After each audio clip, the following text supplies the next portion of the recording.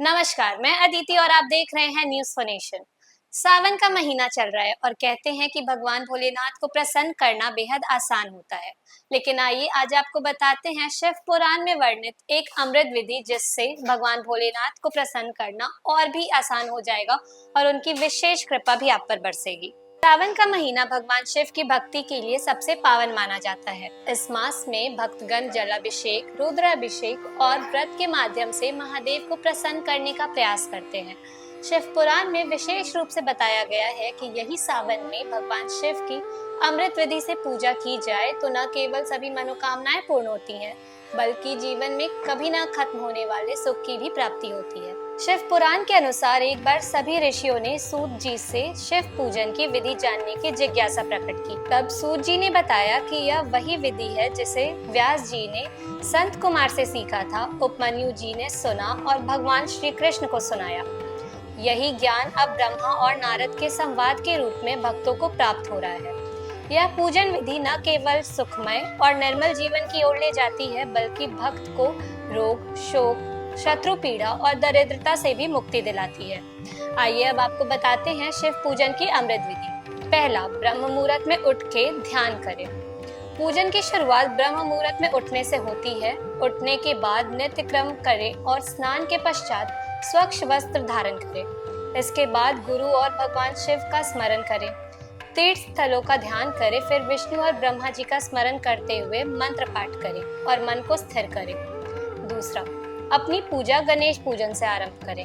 शिव पूजन की शुरुआत गणपति पूजन से की जाती है, क्योंकि गणेश जी सभी विघ्नों को दूर करते हैं। एकांत स्थान में आसन पर बैठकर संध्या पूजन करें और सबसे पहले श्री गणेश का ध्यान करते हुए उनकी पूजा करें। तीसरा, शिव की स्थापना और प्राणायाम करें। अब भगवान शिव की मूर्ति या शिवलिंग की स्थापना करें। 3 बार आचमन करें और 3 प्राणायाम के साथ ओंकार का उच्चारण करें और शिव जी का ध्यान करें। यह मन को स्थिर करता है और पूजा में एकाग्रता लाता है।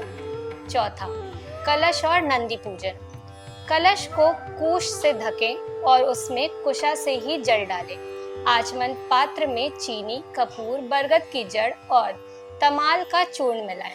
नंदीश्वर का पूजन करें, क्योंकि नंदी भगवान शिव के वाहन और शिव भक्तों के संदेश वाहक कहे जाते हैं। अब पांचवा, शिव जी को स्नान कराएं। अब ओम वामदेव्याय नमः मंत्र का जाप करते हुए भगवान शिव को आसन पर विराजमान कराएं। फिर गंध और चंदन से स्नान की प्रक्रिया आरंभ करें। सबसे पहले सामान्य जल से स्नान कराएं, फिर पंचामृत जैसे दूध, दही, शहद, घी और गंगा जल से अभिषेक करें।